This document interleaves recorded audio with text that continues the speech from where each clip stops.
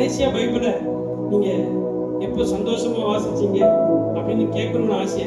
சிலர்லாம் கடமைக்காக வேதத்தை வாசிக்கிறாங்க. டெய்லி வேதம் வாசிக்கணுங்கிற கடமை. ஆண்டவர் கடமைக்காக வாசிக்க சொல்லல. அதுதான் உன் வாழ்க்கைங்கிறது நீ புரிஞ்சுக்கிட்டேன்னு வேதத்தை சந்தோஷமா வாசிப்பேன். இந்த வேதம் தான் உன்னை பொக்கிஷமா மகிமையாய் உன்னை மாற்றும். அல்லேலூயா. வேதத்தை சிலரோட பைபிள் எல்லாம் புதுசாவே இருக்கு. சிலரோட பைபிள் எப்படி இருக்குங்க?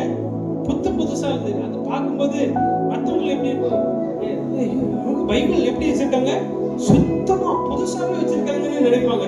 ஆனா ஆண்டவர் என்ன சொல்றாருன்னா, உன் பைபிள் புதுசாவே இருக்கக்கூடாது. எப்படியா இருக்கணும்?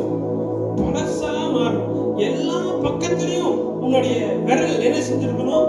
பட்டிருக்கணும். உன் வேதம் எல்லா பக்கமும் பண்ணணும்.